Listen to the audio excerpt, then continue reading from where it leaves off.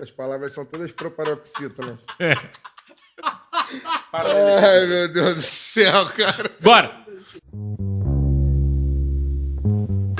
Olá, eu sou o José Trajano e faço Pontapé.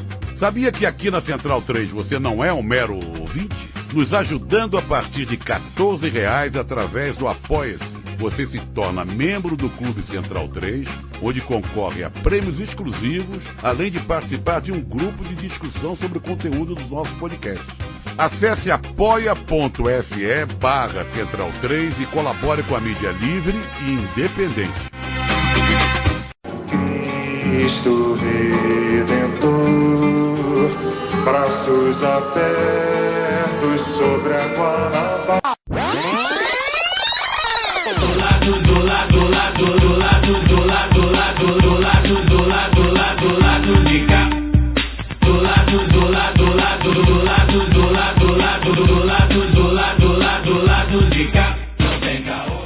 Olá, ouvintes da Central 3. Hoje é terça-feira, 20 de agosto de 2019.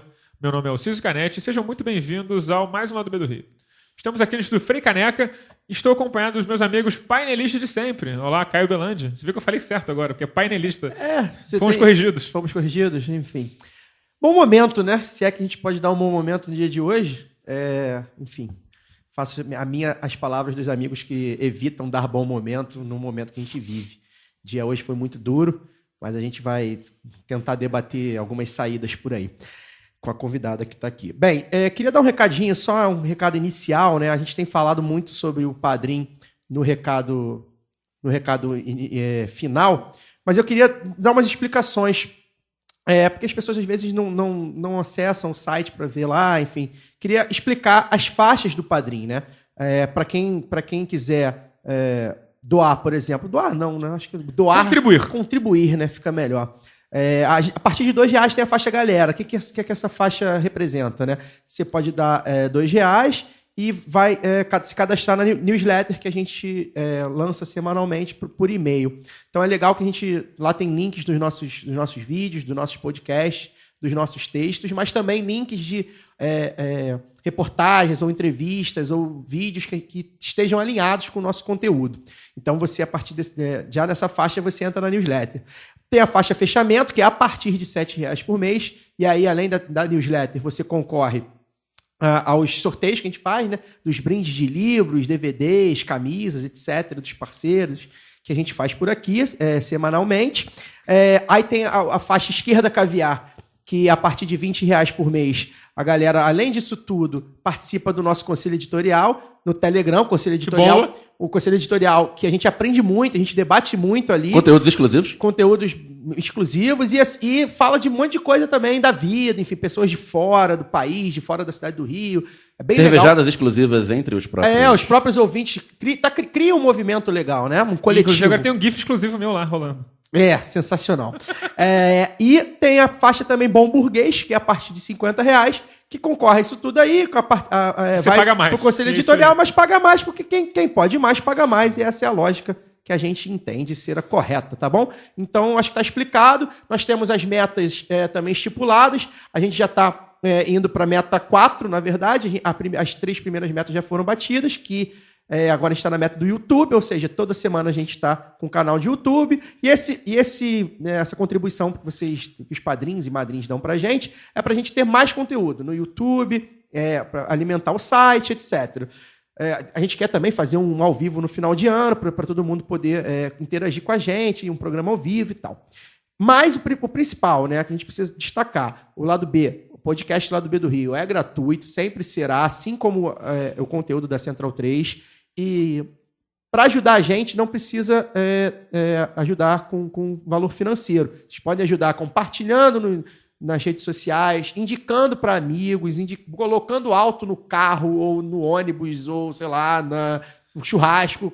Então, assim, para a gente é bom separar, né? Ajuda quem pode, quem acha que a gente precise de um valor financeiro, mas principalmente ouvindo a gente e compartilhando, o famoso boca a boca, né? Se tiver um sobrinho assim que tá com aquela doença de ANCAP, põe no ouvidinho dele que se exorciza na hora. Só botar o Fagner falando que sai. Aquela pessoa, o pessoal tá na dúvida e tal, então bota a gente pra falar aí, seleciona alguns episódios e bota a gente pra falar. Então acho que ficou bem esclarecido. Qualquer dúvida, www.padrim.com.br/lá do B do Rio.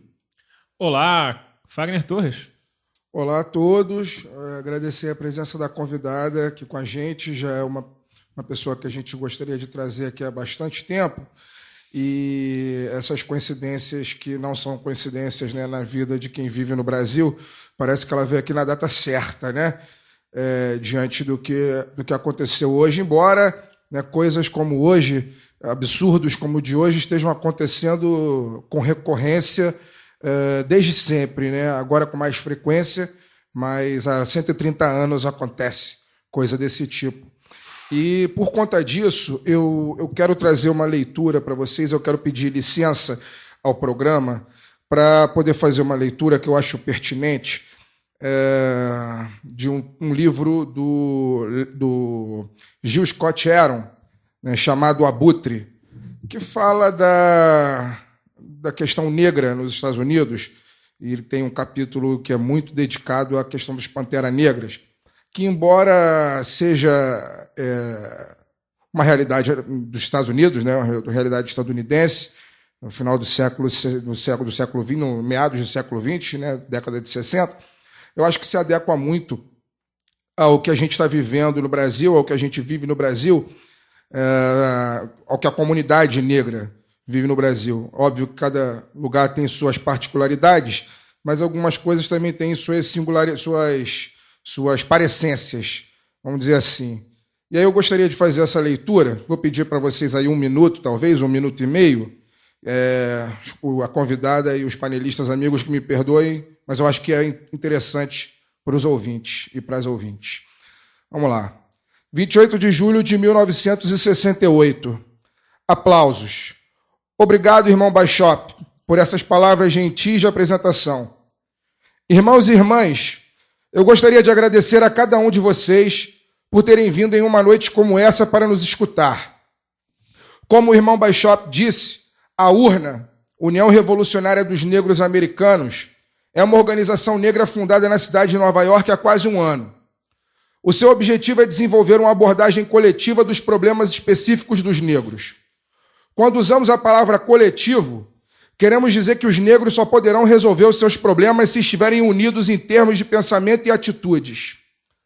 Os negros devem seguir para um nível no qual eles comecem a se aproximar um dos outros como irmãos e irmãs. Isso significa que os irmãos do Bronx não podem criar caso com os irmãos do Brooklyn. Como o irmão Malcolm nos ensinou, nós não somos punidos porque somos batistas ou metodistas, maçons ou elks, democratas ou republicanos. Em outras palavras, nós não somos punidos porque somos do Brooklyn ou do Bronx. Nós somos punidos porque somos negros. Quando você e eu entendermos e aceitarmos isso, aí então poderemos começar a cuidar das questões coletivamente. Portanto, precisamos fazer o nosso dever de casa. Isso significa que temos que equacionar e liberar as mentes negras. Nós da URNA desenvolvemos um programa que atende a essa necessidade, mas também fornece outros meios pelos quais podemos lidar com o sistema. Sentimos que a paz só será alcançada através dos esforços coletivos dos negros. Em outras palavras, que devemos desenvolver nossas próprias escolas e nossos próprios valores culturais. Desse modo, teremos autoconhecimento e as habilidades necessárias para implementar mudanças significativas no futuro. Portanto, nossos objetivos são: 1. Fornecer um sistema de escolas para crianças negras em substituição ao atual. 2. Trabalhar visando a politização da comunidade até que os negros tenham o controle de cargos governamentais nos quais eles estejam mais diretamente envolvidos. 3. Criar os meios necessários para deter a força policial racista que nos agride e defender nossas mulheres e crianças contra os outros racistas que existem nesse país. Aplausos. 4. Estimular uma revolução cultural que criará novos valores para a nossa família. 5. Desenvolver nossos próprios meios de sobrevivência econômica.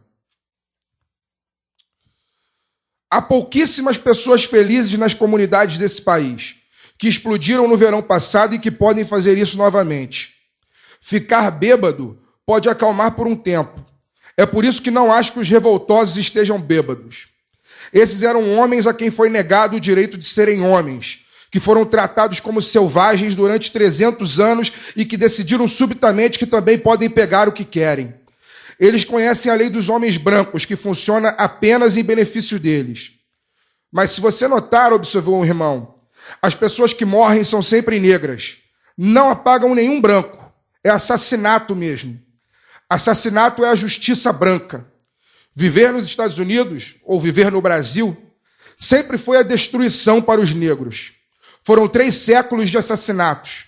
Seja a morte rápida por um revólver ou uma corda, seja a morte lenta, de tentar sobreviver em condições desumanas. Eu olhei para o grupo de rastafares e trancinhas. Mas os negros não são mais tolos como costumavam ser. Eles não estão esperando a ajuda do Senhor como costumavam fazer. Eles perceberam que Deus ajuda aqueles que se ajudam. E quanto a nós do norte, sabemos que um branco é um branco e que a sua mentira está por toda parte. Nós sabemos que temos que lutar aqui tanto quanto no Mississippi, talvez até mais, porque devemos separar os brancos bons dos ruins. Lá embaixo você sabe quem é o inimigo. Fica a pergunta se aqui a gente sabe quem é o nosso. Olá, Daniel Soares. Olá, boa noite. Toquemos o programa. Antes de apresentar... Eu vou falar no final. Vou apresentar a nossa convidada, que é muito mais importante do que isso.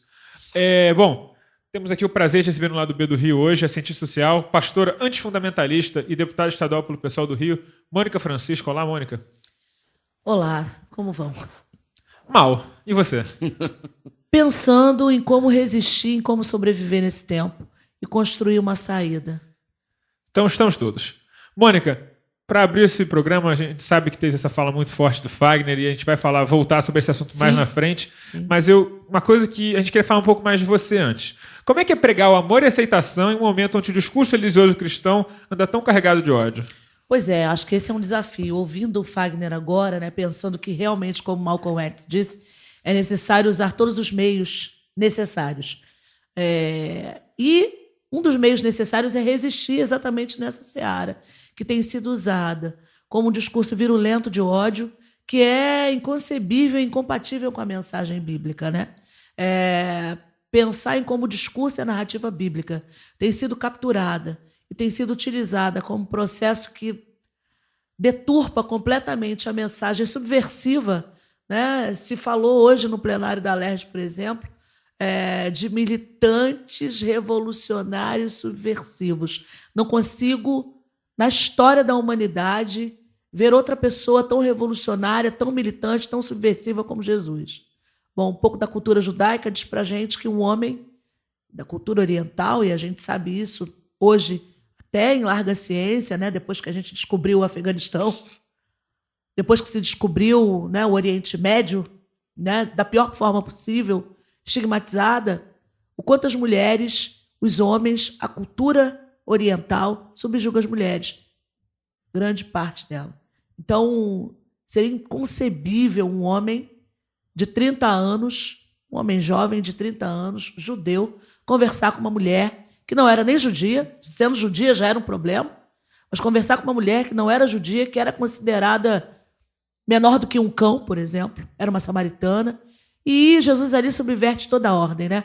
Uma mulher que não ia buscar água com o coletivo das mulheres, porque no costume as mulheres iam juntas buscar água, ela ia em outro horário, sozinha, porque havia tido mais de 6 relações amorosas. Porque era uma mulher que tinha a possibilidade, que queria amar, que queria viver a sua vida plenamente. Então Jesus subverte essa ordem. Então eu não consigo ver nenhum outro militante revolucionário tão subversivo quanto Jesus e a sua mensagem. Acho que por isso é tão difícil para essa galera fundamentalista, né, que se assenhoreia, né, das almas alheias, dos senhores do púlpito, dos barões da fé, pregarem a Jesus. Né? Eles pregam tudo menos isso. Para eles é muito difícil coadunar a mensagem que eles trazem com a mensagem do Evangelho. Então, para mim não é difícil, porque para mim é muito tranquilo, muito pelo contrário. Por isso, eu acho que a gente sofre e tem intencionamentos, principalmente nesse campo, no campo evangélico, religioso, e faz enfrentamento e é contundentemente contrária a essa narrativa branca, o embranquecimento da narrativa bíblica, né? Então, para nós, é extremamente tranquilo. Agora, é necessário resistir mais ainda, capturar e tentar, de alguma maneira, trazer uma outra narrativa, disputar a narrativa com esse campo, e a gente mostrou isso no Vira-Voto, no Evangélicos com Haddad, por exemplo, que a gente conseguiu. Pena que, né, a gente não teve mais tempo para isso, a gente começou muito tarde, mas a gente, dentro do campo evangélico fundamentalista, conservador, né, porque a grande parte do povo que faz parte desse campo dito evangélico fundamentalista não sabe nem o que é fundamentalista. Ela é categorizada pelo outro, né, e esse outro somos nós da esquerda, enquanto fundamentalistas. Essas pessoas... e aí a gente precisa problematizar isso. Então, para mim, é muito tranquilo fazer essa narrativa, pregar o amor, disputar a narrativa com esse campo de líderes brancos, proprietários, ricos, que ficaram ricos em cima dessas pessoas. Que ficaram ricos, né? Empresariando a fé, que é outra coisa, né? Por isso eu me sinto no dever de disputar essa narrativa, né? Entendendo que essas pessoas nem se reconhecem e nem sabem o que é fundamentalista. Se eu for falar com a irmã Fátima do Morro da Formiga, da Igreja Deus é o Amor, ela nem sabe o que é fundamentalista, mas ela sabe que o pastor dela, quando ela precisa, a acolhe. Então, quando ele diz que precisa votar em alguém, ela vai confiar nessa pessoa, porque é a pessoa de referência que ela tem que a acolhe. Quando ela tem problemas conjugais, quando ela tem problema de saúde, é ele que ora por ela, ou a pastora, ou o pastor, né? Quando a gente tem, por exemplo, o irmão Otacílio de Queimados, né? Pastor Otacílio, que ali naquela comunidade é praticamente a pessoa. Numa comunidade que não tem transporte, não tem saúde, não tem educação, a única a possibilidade de você assistir uma peça é a cantata de Natal na igreja, ou a de Páscoa. A única possibilidade de sociabilidade possível para aquelas pessoas é o Congresso das Mulheres, é o Congresso de Juventude, porque a juventude não pode circular na cidade, que dirá intermunicípios. Então, pensar em utilizar a narrativa bíblica, né, também como militância, para mim é muito tranquilo, né? Por isso a gente batalhou no Vira-Voto dizendo que o amor vai vencer o ódio. A gente crê nisso, não é só frase chavão, não. A gente crê que é possível amar, demonstrar esse amor na prática, fazer desse amor prática política e fazer o enfrentamento e a disputa de narrativa. Tá, mas eu queria entender um pouco mais o que você estava falando. Você começou a dar exemplos, eu acho que isso é muito interessante na hora de a gente ver que, de fato, às vezes a percepção que a gente tem do coletivo, obviamente, ela acaba sendo generalista. Sim. Mas eu queria entender mais sobre isso. Assim, você falou que, óbvio, que a pessoa, às vezes, muitas vezes não se vê como fundamentalista. E, na verdade, ela é uma questão da sociabilidade dela e tudo mais. Mas não há de se negar que em muitas dessas igrejas o que é colocado para elas é um discurso virulento, odioso. E como é que você acha que isso acaba atraindo ou grudando as pessoas lá? Como é que elas não se afastam disso conforme o papo vai ficando meio torto?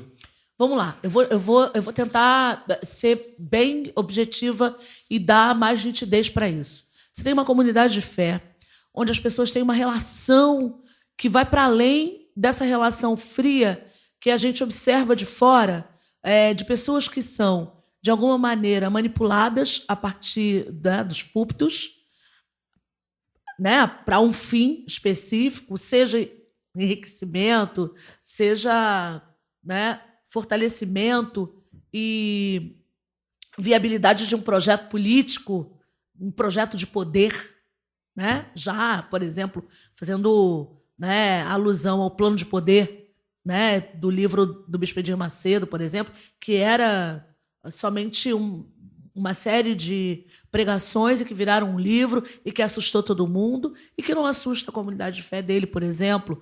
Por quê? Porque aquelas pessoas entendem que o projeto de sociedade delas só é viável, ou para elas e para todos, se houver a ação de Deus. Bom, beleza.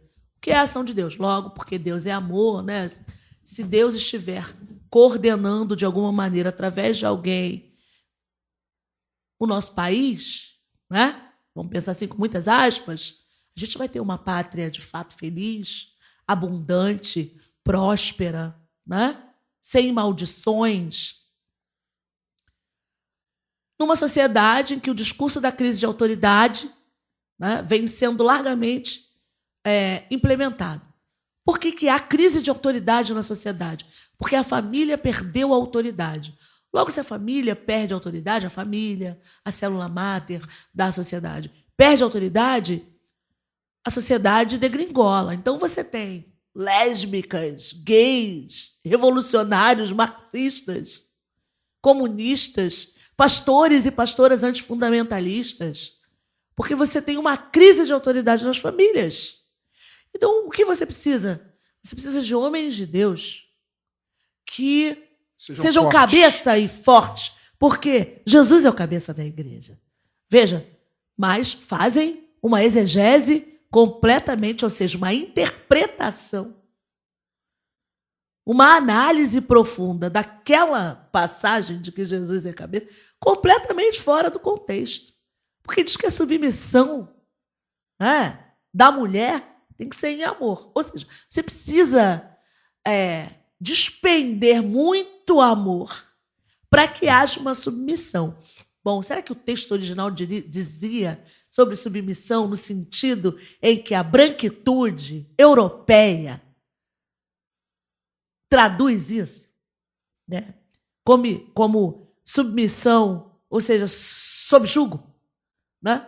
Completamente dísparo. Mas, enfim, né, você precisa resgatar a família. E aí você está falando para uma população que você tem uma mãe que o filho está no varejo da droga. Você tem uma mãe que, né, a filha, sei lá, foi embora de casa. Você tem uma série de situações. Então, o que você pensa? Realmente é preciso um homem de Deus, porque feliz a nação cujo Deus é o Senhor. E se eu tenho um homem de Deus, um homem de autoridade, de força, é claro. Então, a gente olha para esse processo de crescimento dos evangélicos, né, inseridos na política e de uma população que vota, não é porque ela é fundamentalista ou porque ela é de todo burra.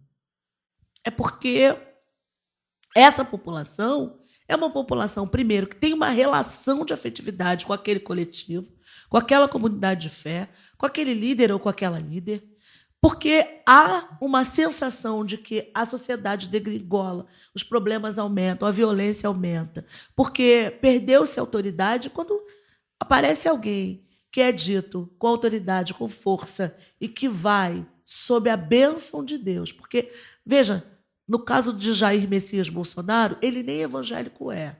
Ele é católico, mas ele vai numa cena extremamente... né, a estética de ir a Jerusalém, de ir ao Rio Jordão, de ser batizado pelo pastor Everaldo, líder de um partido, diga-se de passagem, dono de um partido, de uma legenda. Isso fala muito. Por que fala muito? Porque há uma relação com Israel, porque Israel é o povo escolhido de Deus, é a terra prometida, é a terra santa, é a terra do rei Davi, né? Então, há uma relação muito forte, isso é muito usado. Olha, ele vai lá, ele é batizado no Rio Jordão, como Jesus, né?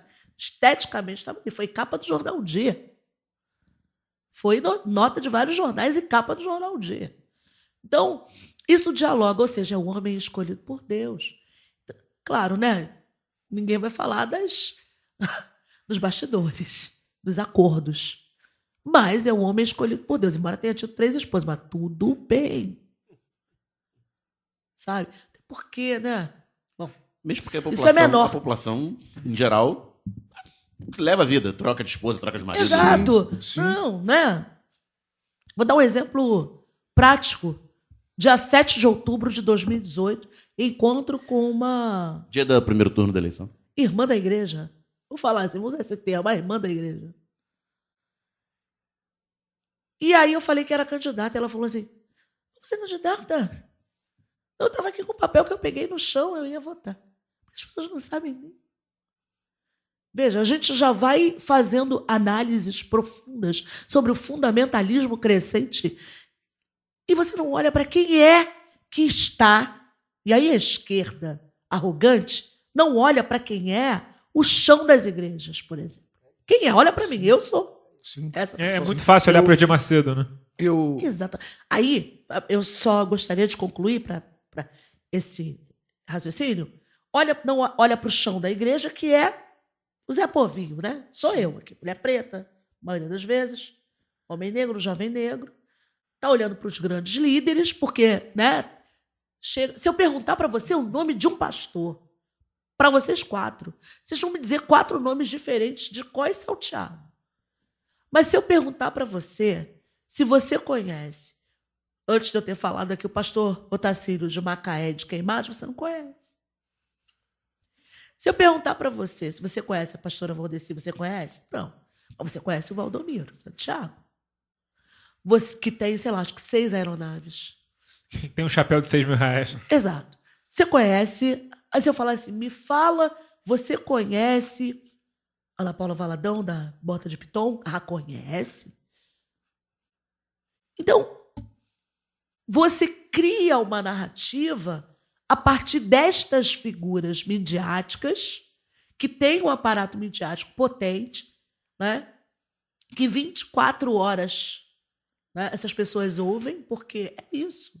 É o que essas pessoas ouvem, para encontrar enlevo espiritual, encontrar força para poder sobreviver sem ter, né, hospital, atenção básica, trabalho, transporte, saúde, né? Porque se você não tem um Estado, se você não tem uma rede que funcione, né, se você vive num lugar conflagrado, e aí, desculpa, eu até me estendi, Fagner, você queria falar, Não, mas eu vou te onde pegar o no jovem microfone é negro tem protagonismo, de que forma ele pode mostrar, de repente, para ter possibilidade de vida que ele mudou, né?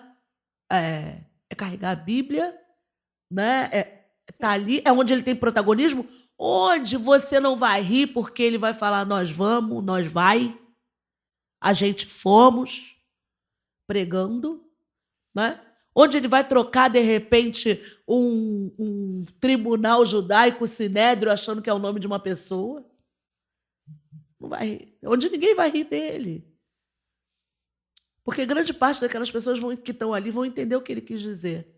Mas se ele tiver numa juventude de partido e falar errado, você vai rir. Isso. Se ele não souber o conceito marxismo-leninismo, marxismo, trotskismo, você vai rir.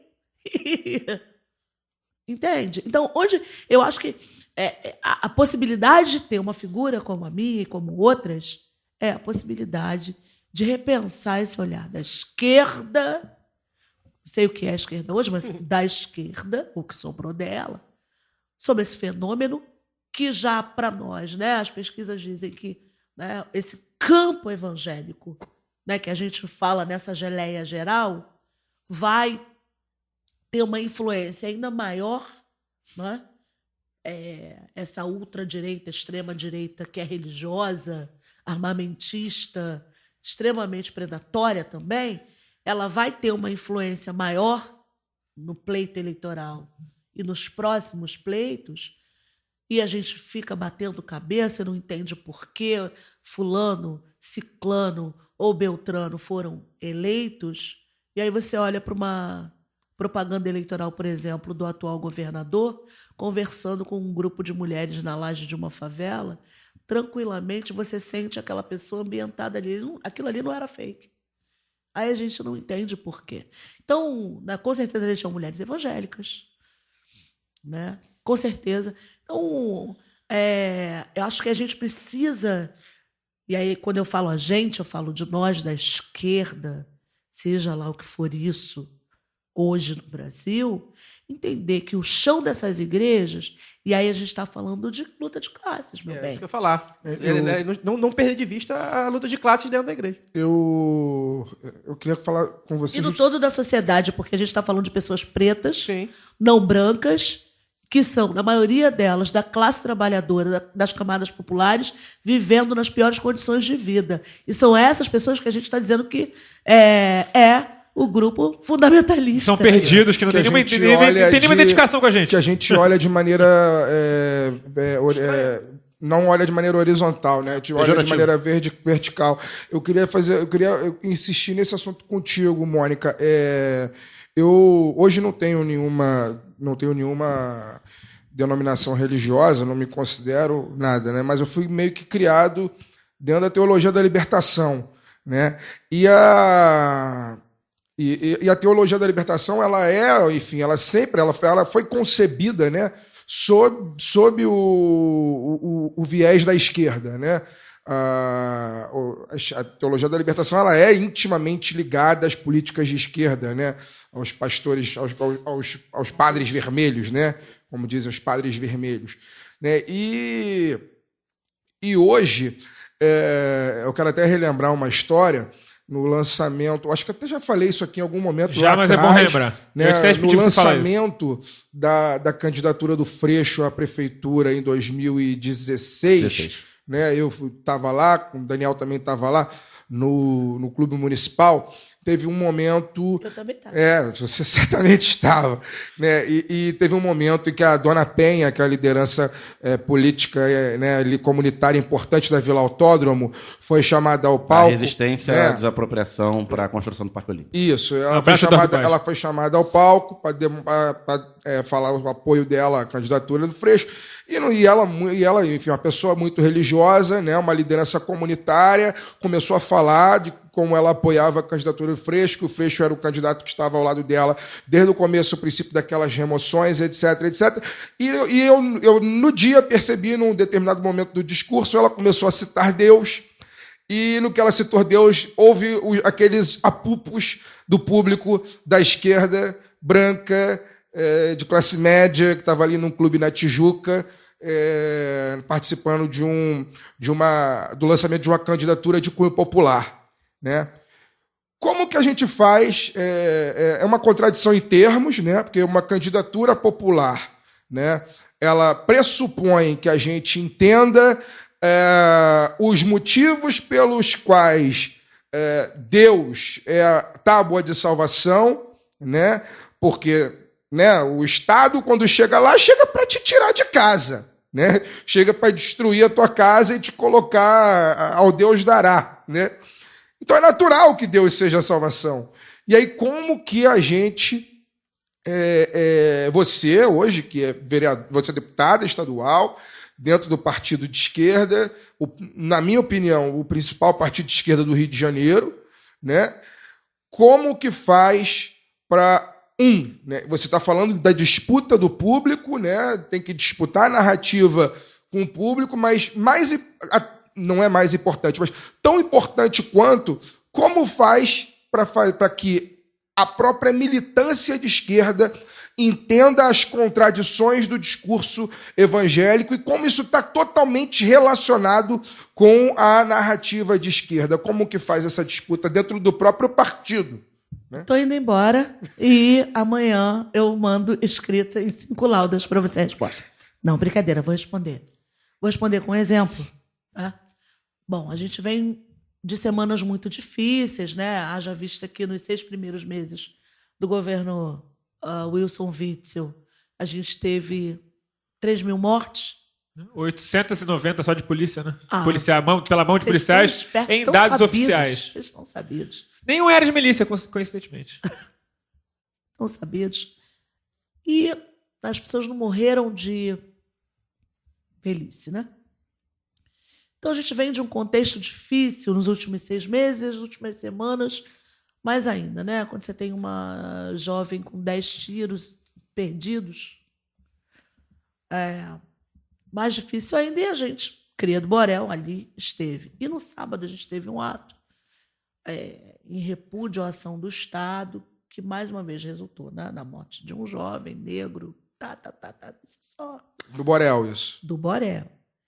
E no momento da minha fala, e tinha grande parte das pessoas que estavam ali são ligadas à igreja, são simpatizantes. Porque você tem, né? os praticantes, não praticantes, simpatizantes, a galera que gosta das músicas, dos louvores. Você tem tudo, né? Porque Espaço de você... socialização. Exato. Você está numa comunidade... Você tá todo mundo e você... Hoje eu vou à igreja. Pronto. E aí o seu vizinho te convida. Vai ter um congresso, vai ter uma cantata, vai ter uma festa, vai ter um encontro de casais e tal. E eu dizia o seguinte... Eu queria falar com os meus colegas pastores e pastoras daqui da comunidade que levam pessoas que dizem que são enviadas por Deus e é um contrassenso dizer que Deus envia pessoas para nós para nos matar. E houve um constrangimento. Então, assim, são essas disputas, quando eu falo de disputa. Não é ir para a porta da igreja e dizer assim, olha, o seu pastor. São estes momentos... Ficar na porta da igreja e falar, Deus não existe! Não é isso. São estes momentos cruciais e importantes que você faz a disputa e você joga. E as pessoas começam a comentar. Por quê? E aí alguém que era da Universal e fez uma fala e falou, por quê? Falam que vão cuidar das pessoas. Olha aí. Porque é o seguinte, a relação que as pessoas têm com aquela comunidade de fé, como você tem a relação com o partido, com o seu coletivo, vai estar para além da ideologia. São relações que acabam sendo relações de amizade, de afetividade. As pessoas crescem juntas, as pessoas convivem, as pessoas compartilham dores, né? As pessoas oram umas pelas outras, as pessoas dão as mãos na hora da oração, da celebração. Enfim, tem uma outra construção subjetiva para além da dominação das mentes por uma, né, ou para uma alienação a partir da religião, de dogmas e doutrinas, que está além. E isso, para a camada popular no Brasil, majoritariamente negra, feminina e jovem, vem e vem crescendo a população evangélica, nessa geleia geral chamada evangélica, né?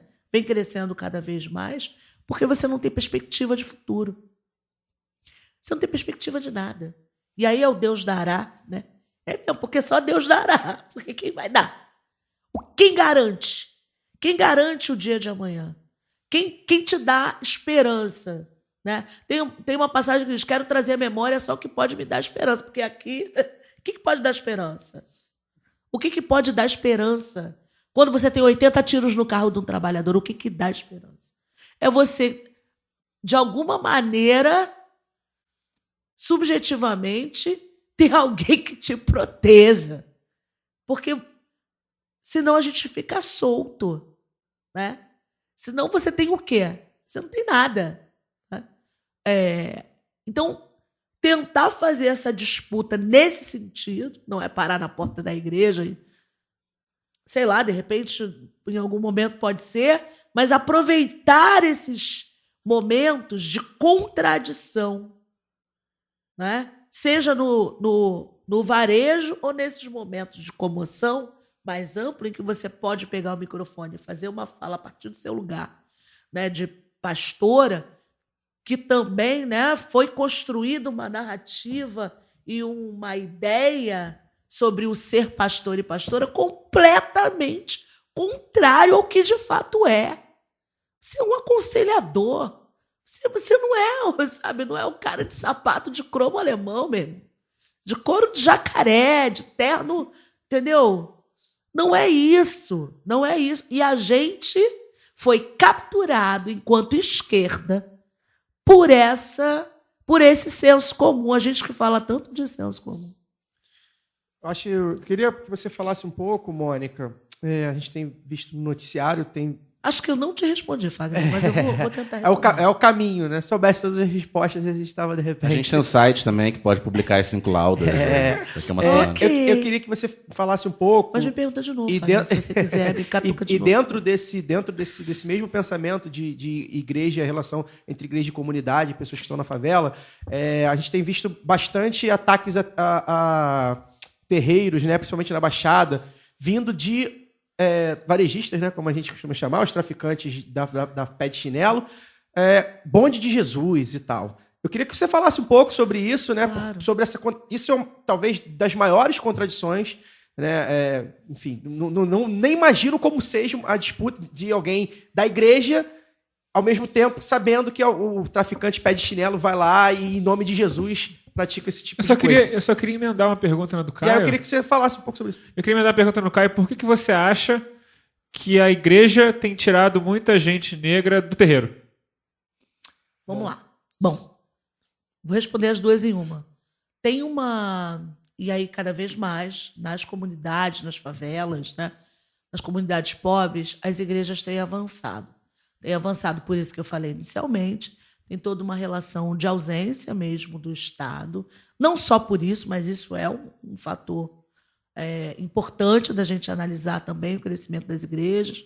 Haja vista aí as comunidades terapêuticas, né, em detrimento das redes de atenção psicossocial, de toda a saúde, né, mental. Bom, agora se fala, né, enfim, querem inclusive, né, enfim, manchar o nome de Nise da Silveira, aquelas loucuras todas que a gente vem ouvindo. Nossa, trocadilho, né, as loucuras todas. Mas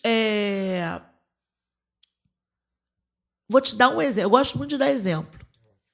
Zapeando a TV. Você tem um país racista, classista,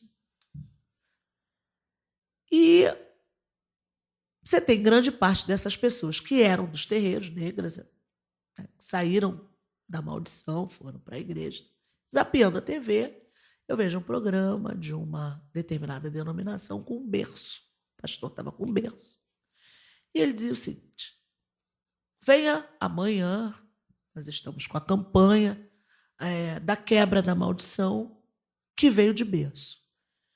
Só que o berço... Aí eu falei, não, eu tenho que ver o que é esse berço. O berço é o berço da civilização. Ele estava falando do continente africano.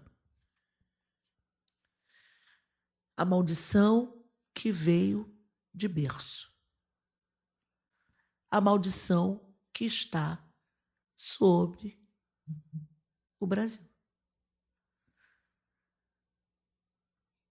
Aí, né? Você gestão, eu não estou acreditando nisto num Discurso país genocida, né?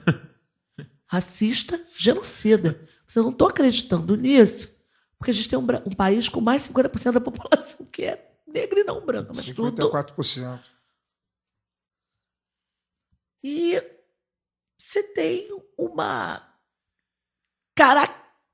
caracterização do continente africano, primeiro, uma homogeneização, segundo, uma estigmatização desse continente como lugar de feitiçaria, de maldição que veio de berço nos navios negreiros.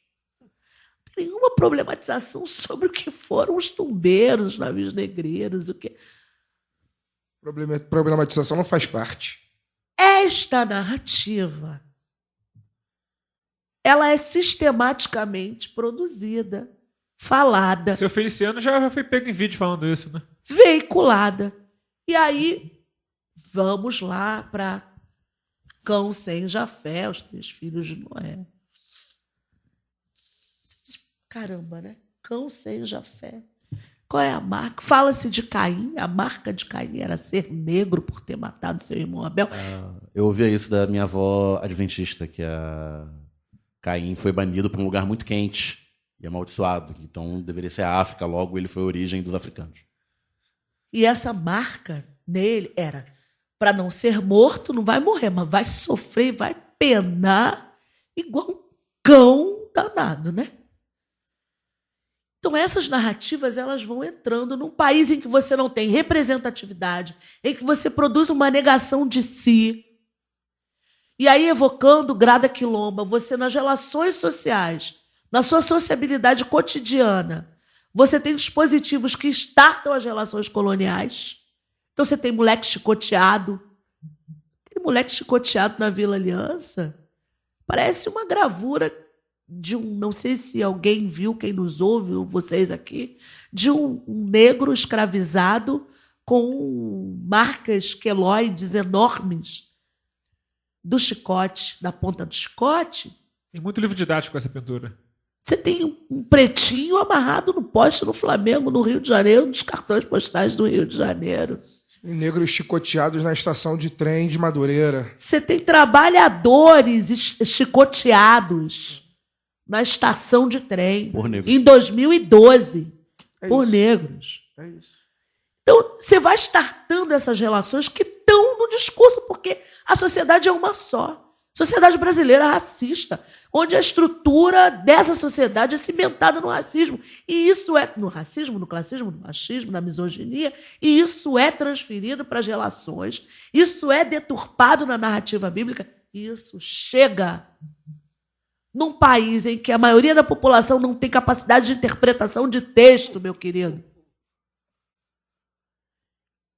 Aí você tem um cara que está com a blusa e aí, uma camiseta, né, do Jesus, que é caracteristicamente o Jesus católico, que é aquele de olhos claros e cabelo amendoado, falando, tá uma mistura ali de católico com evangélico neopentecostal, e fala, vai sair do nome de Jesus, quebra tudo, que é o vídeo que viralizou, né, do Dendê. O cara, eu falei, gente, mas ele é evangélico, mas tá com a camiseta do Jesus, que é característico das igrejas católicas, por exemplo, né, como uma imagem já nitidamente católica do Jesus branco. Jesus especial de Páscoa da Globo. Exato, exato. Aquele do Franco Zeffirelli, sabe, que eu amava quando eu era novinha, assim, criança, do Franco Zeffirelli, aquela Maria tão bonitinha, aquele Jesus de olho azul tão lindinho. Aquele do Zeffirelli. Então, assim, é disso que a gente está falando. É disso que a gente está falando. Quando você tem, né? E aí, as igrejas evangélicas são e cumprem um papel, estou falando cumprem com muitas aspas aqui, né? Que os terreiros tinham antigamente, né? Que era o lugar onde as pessoas iam buscar orientação, fechar o corpo. Hoje vai na igreja, vai na campanha, vai para ganhar uma orada, para poder, né? Ou fazem as orações. E muitas igrejas neopentecostais, como a Universal, absorveram características elementos que eram das religiões de matriz africana. Sim. Exatamente. Né? Descarrego. Não, e eles Descarrego. falam, eles usam o mesmo vocabulário. mesmo vocabulário. Começou com... E aí, quando eu falo né, da deturpação da narrativa bíblica, por exemplo, esse uso da Universal no auge, né, vamos dizer assim, da briga, da guerra, que era, né, a partir do J. Cabral, que era metodista e era o teólogo da igreja no início, nos anos iniciais, durante bom tempo, foi o teólogo da Igreja Universal. O J. Cabral foi metodista, e o J. Cabral lança o livro, né, Orixás, Caboclos e Guias, que começa, primeiro, toda aquela briga com Átila Nunes, pai, né, toda a briga com Átila Nunes, com o clã Nunes, né, por conta da disputa, que era um bando, não era nem candomblé, mas tinha uma disputa ali por conta de rádio. Sim. Então, todo o bastidor, né, de desejo de poder, de enriquecimento, de crescimento, de poder mesmo, né, estava ali por trás. A disputa com a Globo, né, de ter uma emissora, de fazer todo esse processo. Então, Orixás, Caboclos e Guias, J. Cabral, você vai dizendo, caramba, eu estava lá, mas isso aqui é demônio. Sabe? E aí começa, porque é isso, é o marketing, né? É a estética. Fazem os duelos dos deuses no Maracanã, gente. No Templo do Futebol.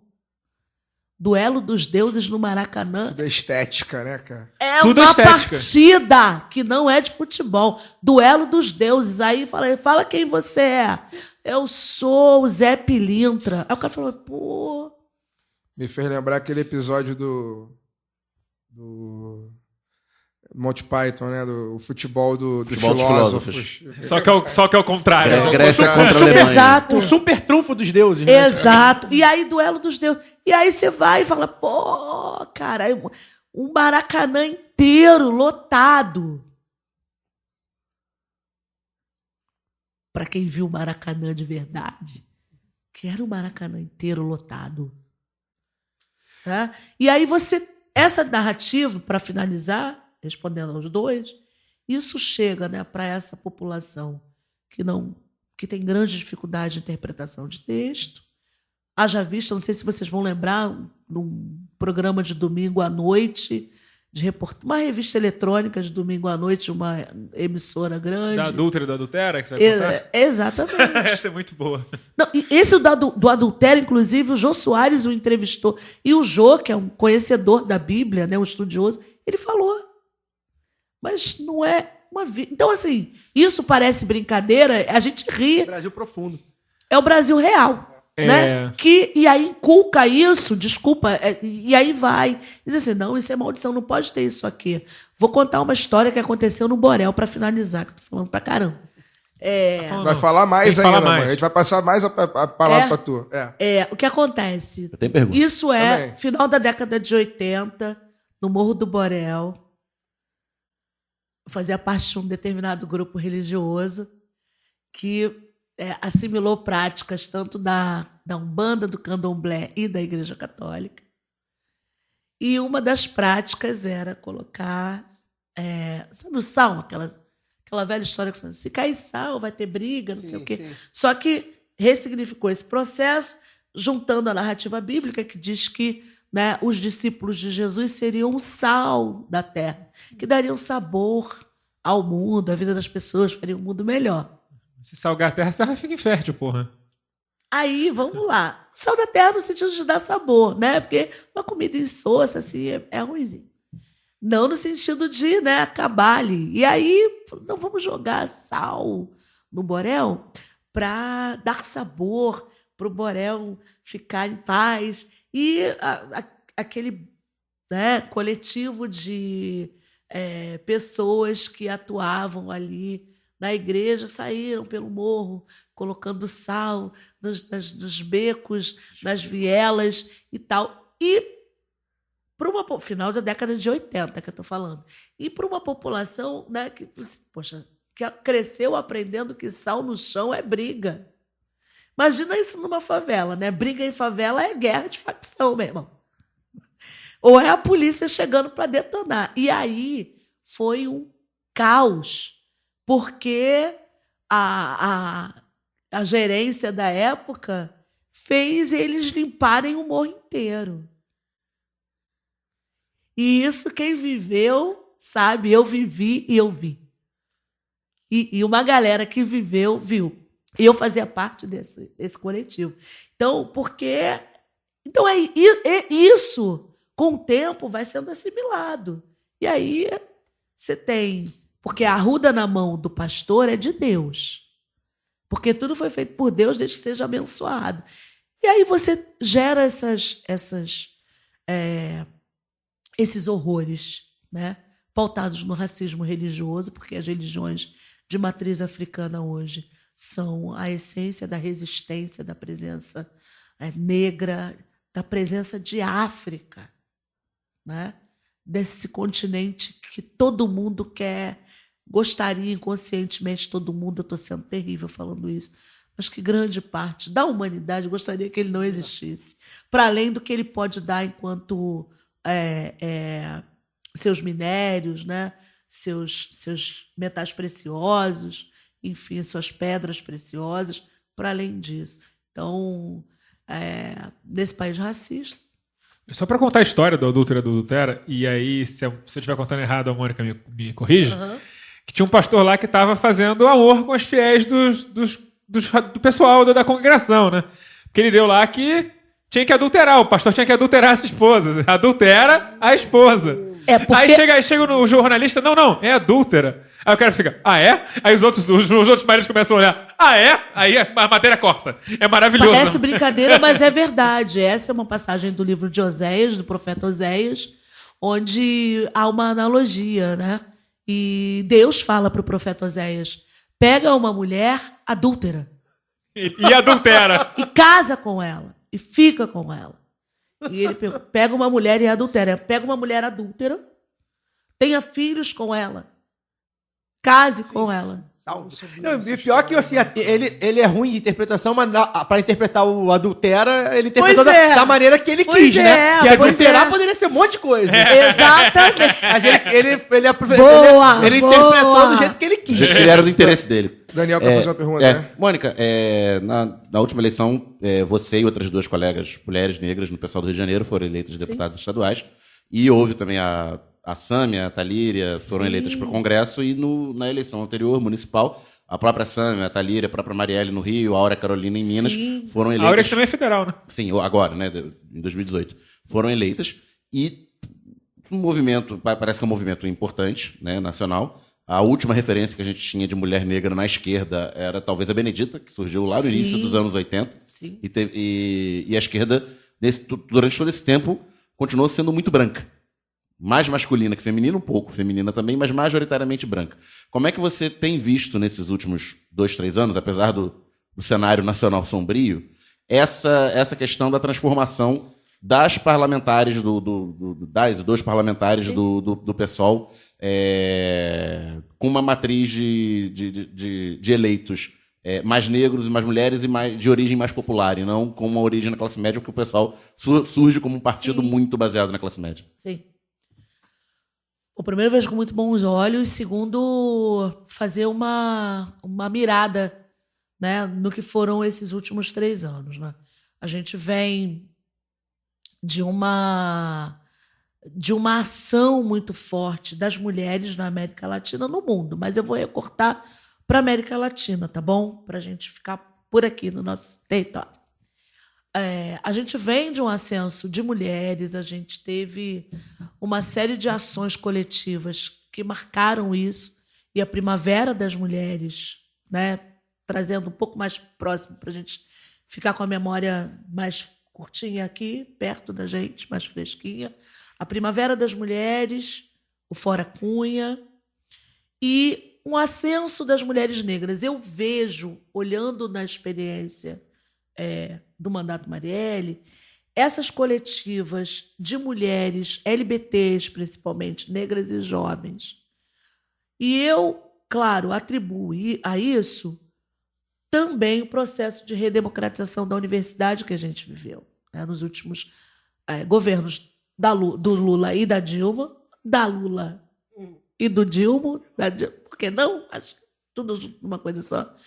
A gente precisa dizer isso, essa redemocratização da universidade, ela possibilitou que mulheres negras, né, pudessem chegar à universidade e produzir a partir das suas experiências de vida, né, a partir do olhar para si, do seu território, da sua construção enquanto pessoa, do seu ser e existir, né, do seu estar no mundo, trazem isso para a universidade, produzem ciência, né, como gostam de dizer as pessoas importantes acadêmicas, epistemologias, né, de si, produzem epistemologias de si, e isso vai incidir no momento de ascenso também da reafirmação, né, da reafirmação da existência enquanto corpos negros. Então, nessa salada, a gente tem a eleição da Marielle como uma marca, da Talíria, como você bem disse aqui, e de Áurea Carolina, né? Marielle sendo a 2ª vereadora mais bem votada do país, a 5ª na cidade. Então, isso marca um momento, um ponto de virada nesse processo, né? Marielle, fruto dessas que vieram antes, como você bem disse, que a Marielle marcava muito. Ela falava de Benedita e ela falava de Jurema Batista. Então, né, o que foi, e entendendo para nós o que deve ter sido para essas mulheres, porque o contexto histórico também, né? Essas mulheres, elas não traziam para o seu fazer político institucional, a sua ação parlamentar, um discurso, embora vindas de movimentos negros, né, vindas de um acúmulo partidário, elas traziam muito mais uma identidade, né, no fazer da ideologia partidária do que propriamente do acúmulo enquanto E de classe movimento. também, né? A E de Benedita classe assumiu muito a questão da favelada. luta. Não, a questão das favelas e do trabalhadoras domésticas. Doméstico, isso mesmo, isso mesmo. Então tinha esse recurso, até porque o contexto, e aí é isso, é entender também o contexto histórico, né? Naquele momento havia uma ação das empregadas domésticas também, de luta por direitos, de afirmação, o sindicato das domésticas estava muito atuante. Então, é o contexto, né? A Marielle já chega nesse outro contexto, nesse lugar das mulheres negras produzindo ela mesma acadêmica, ou seja, pensando os seus lugares, pensando a violência sobre os seus corpos, o seu lugar de vivência, de reprodução de vida, das suas relações enquanto mulher afetivas. Então, produzindo ciência, fazendo-se pensar a si mesma, ao mundo, ao seu lugar e no seu lugar na política. Não só na política institucional, mas na sua ação, no seu corpo político, como está em voga agora, né? Mais usualmente falando. Então, há um giro nesse processo. E esse tempo histórico pede isso. No meu discurso de posse, eu disse: se houve uma resposta autoritária, fundamentalista, violenta, dos setores, né, mais conservadores da nossa sociedade, de uma branquitude ressentida, houve também uma resposta de uma parcela da sociedade na eleição dessas 3 mulheres negras. Eu falo isso no meu discurso de posse, da minha posse popular no Lume. E esse processo é irreversível. É irreversível como a reapropriação que Érica Malunguinho fala. Estarmos no poder, e eu problematizo estar no poder, né? Eu uso muito, estamos nos lugares de decisão, onde a gente decide, a partir da produção de leis, a partir, né, desse processo de aquilombamento que traz o movimento social, que traz a sociedade civil organizada, os coletivas, para discutir, para pensar a construção de política a partir da nossa experiência vivida enquanto base social. Né? Por isso, para mim, o discurso de voltarmos para a base, e aí eu me senti muito contemplada depois do dia 7 de outubro de 2018, quando o Silvio Almeida, né, professor da USP, enfim, advogado, um homem que professor, acadêmico, que está pensando, né, o racismo estrutural, estruturante, a partir do olhar do direito.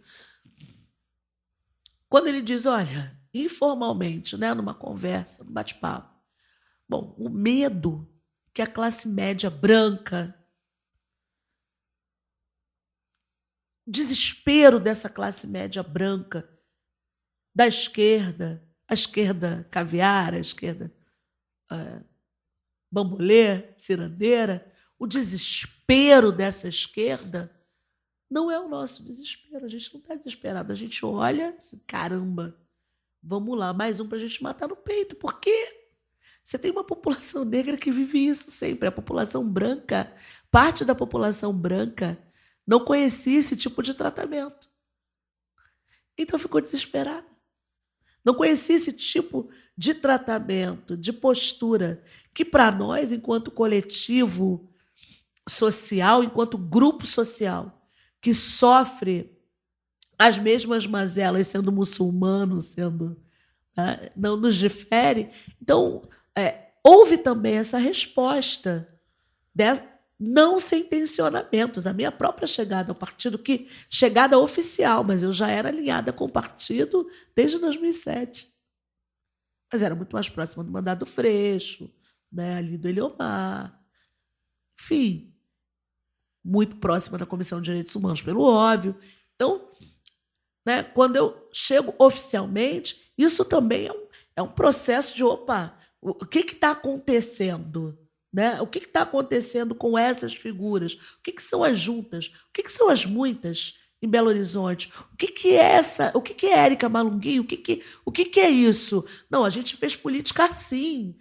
Não está certo nem errado. Né? O que é a nova política, a nova forma de fazer política? Não é nova forma de fazer política, é a forma que fazemos política, é a forma com que vivemos a vida neste coletivo, do ambiente em que fomos forjadas. A gente traz isso. A gente traz a nossa experiência de reprodução de vida, que é completamente diferente do que essa figura que você caracteriza, né, masculina, média, né, seja servidor público, o mais próximo de classe trabalhadora são os servidores públicos, né, professores né, e um alunado mais de uma, né, enfim, CP2, aquela galera ali, né, que está mais organizada, que sabe o que é grêmio estudantil. Opa, peraí, o que é isso, né? Opa, e aí, vamos lá, vamos falar de luta de classes, mas quem é a classe trabalhadora hoje? Informal, uberizada, atomizada, pejotizada, subjugada pelas OSs. Quem é? Né? Eu só queria fazer uma perguntinha rápida sobre isso. Você falou que, quando o pessoal falou agora, o pessoal está todo com medo porque está com medo que a repressão chegue na Praça São Salvador, basicamente. Isso nem é uma metáfora, é quase que literalmente esse o medo literal da esquerda carioca. Você acha que o fato de o pau não ter deixado de cantar em nenhum momento tenha facilitado que essas pessoas tenham mudado de lado tão facilmente de uma eleição para outra? Talvez. Faça muito sentido isso que você está dizendo. Acho que mais que uma pergunta é uma reflexão. Eu tendo a achar também que é isso. Porque nós sempre...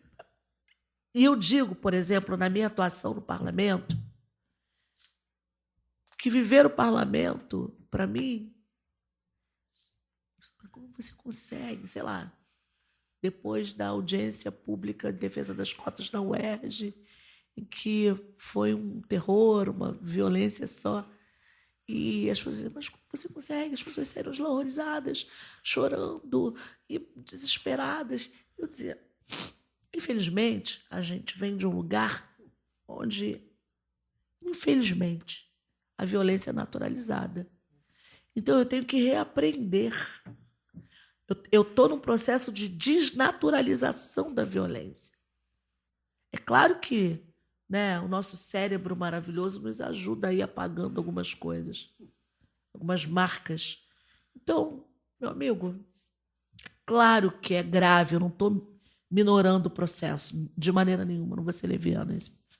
Porque a gente está lidando com gente muito Gente perigosa. que merece uma chinelada, inclusive. Muitas. Mas, sabe, eu venho de um lugar onde o papo reto é ficar vivo. A galera usa essa frase, papo reto, mas pra gente que vem de favela, que vem de uma outra realidade, né? Impossível dizer, e às vezes eu sentia isso. Eu estava no ato na Maré, onde alguns anos atrás o BOPE matou 9 pessoas. E a gente foi para lá, militância toda, favelada toda, a galera defensora de direitos humanos favelada, foi toda para Maré, onde tinham matado 9. E a gente fazendo ato com as mães, fechando a Brasil. E depois eu voltei, porque tinha uma reunião, não sei nem o que era, para a Zona Sul. E estava tudo lindo. E estava tudo bonito. Eu falei, meu Deus, essas pessoas não têm ideia. Não sabem. Meu Deus, do outro lado. Não é nem tão do outro lado. 15 quilômetros, 20 quilômetros. Sabe? Então, é isso. Então, quem vem disso, sabe? Olhar o tosco do atual presidente da República e do governador e dos seus, né, similares, é duro para a gente. Mas eu vejo que isso é parte de um processo. Então, eu acho que o que você traz não é uma pergunta, é uma reflexão que tem total procedência, assim. É mais uma reflexão do que uma pergunta. Então o pau sempre cantou mesmo, sabe? Você está falando com uma pessoa que no Morro do Cantagalo, sei lá, eu criei uma coisa imaginária como tantas outras pessoas, eu não é nada disso. E botei a minha filha encostada na parede porque tinha um policial dando tiro de fuzil atrás de mim e o cara dando tiro do varejo da droga nele. Eu tô aqui. Nos governos Lula e Dilma teve tanta ocupação do exército na Maré quanto nos outros governos de direita no Rio de Janeiro. Isso é uma reflexão, né? Do tipo, exatamente. Qual a O pau sempre cantou. O pau sempre Exato. cantou. Eu A Força Nacional foi criada. É isso. O pau sempre cantou. A lei de terror. Não é a mesma coisa, mas é óbvio que tem relação. isso. Não é a mesma coisa porque um é pra garantir o Eco 92 e outro Não, pra garantir a Copa do não, Mundo. o que eu digo não é a mesma coisa com a No atualidade. sentido que você traz a Mas reflexão, é claro que- isso. claro que não tem a ver. diferença. Óbvio que tem. É, claro que o Witzel é mais carniceiro, mas a gente É, já pensou sobre isso claro, depois. mas- O Claro. Witzel manda, de fato, matar, né? Enfim. Ele e tal, fala. mas- Eu acho que tem uma diferença. Ele curte. Ele fala. Ele fala, é Isso aí. isso. É Ele o que Essa fala, é a fala, diferença. isso. Essa é a grande Ele não marca esconde dele. É isso. Não esconde. Ele Não tá- tem eufemismo. Ele empodera quem tá embaixo dele. É, né? foi o que É a isso. gente falou daqui, a gente citou Eu o Cabral, fiz né? eu fiz uma anedota hoje, que era o Cabral hoje. Ele teria acordado às 11 da manhã de Sim. ressaca de champanhe, teria sido brifado por um assessor, mandaria ele fazer uma nota protocolar, lamentando a morte, mas que foi necessária, e tal, iria almoçar no Gero. Isso. A gente está falando aqui já uma hora, né? Antes de eu passar para o próximo bloco, eu queria fazer só uma outra pergunta para a Mônica e queria trazer aqui uma outra coisa que foi eu mesmo que escrevi, mas é pequenininho, de 2018, que tem tudo a ver com a Mônica está falando, que é a questão do fenômeno Daciolo. Né? Porque enquanto a gente não aprende a lidar com a religiosidade do povo, o Daciolo aprende. Né? O Daciolo aprendeu. E sobre isso... Lá no monte. Lá no monte. E sobre isso, houve 30 anos atrás, o Frei Beto, que dentro da teologia da libertação foi um dos meus mentores, ele, uma vez conversando com um antigo líder revolucionário cubano, ele disse o seguinte... Um certo Fidel Castro? Ele disse o seguinte: se perguntarmos a um camponês, a um operário, a uma empregada doméstica latino-americana qual é a sua visão de mundo, com certeza eles darão uma resposta tecida em categorias religiosas. A visão mais elementar do povo oprimido da América Latina é uma visão religiosa. E, a meu ver, um dos mais graves erros na esquerda latino-americana, particularmente da esquerda de tradição marxista-leninista, foi pregar o ateísmo em seu trabalho com as massas. Veja, não se trata de deixar de dizer o que pensa, mas sim de ter o mínimo de sensibilidade para com a visão religiosa do povo. Aquele erro impossibilitava o vínculo entre a proposta política e as massas. Não é fácil conscientizar um operário ou um camponês da importância de se lutar pelo socialismo. Contudo, eles entendem quando dizemos cremos num só Deus que é Pai. Se isso é verdade, todos nós devemos viver como irmãos.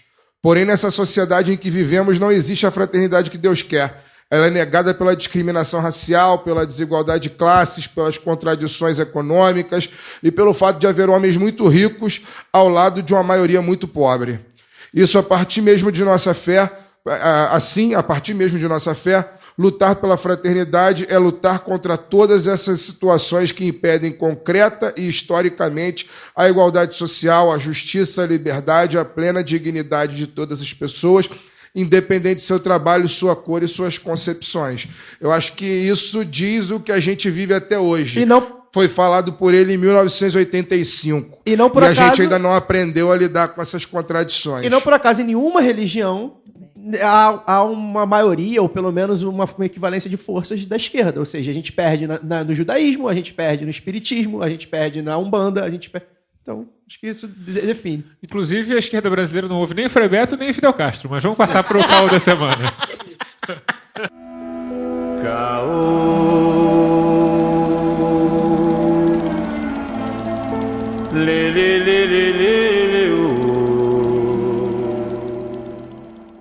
No Rio de Janeiro é assim. É só ter alguém na mira da luneta de um atirador de elite que o governador chega a pegar um helicóptero para poder assistir ao vivo e satisfazer sua sede de sangue. O oportunismo político dessa criatura tem limites, Mônica? Acho que não, mas a gente deve colocar. E quando eu falo a gente deve colocar, eu acho que a gente ainda, né, tem instituições democráticas. Bom, vou falar assim, gente, porque, né, a gente ainda tem. Mas tem mesmo. Não, gente, para de provocar. A gente está disputando, né? Tá no parlamento. Olha, você viu que heresia? Sem trocadilho religioso. Mas, vamos lá, vamos brincar de instituições democráticas. Tá, vamos partir dessa premissa. De Estado democrático. Vamos brincar, assim, de Estado democrático de direito.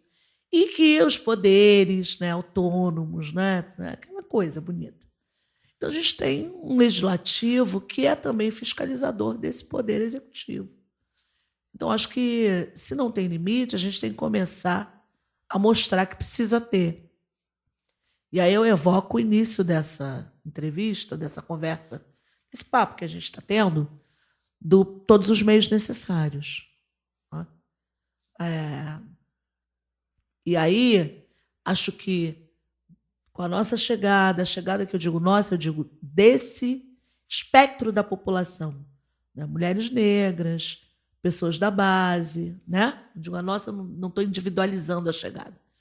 A nossa chegada coletiva desse outro lugar de sociedade, desse outro, né?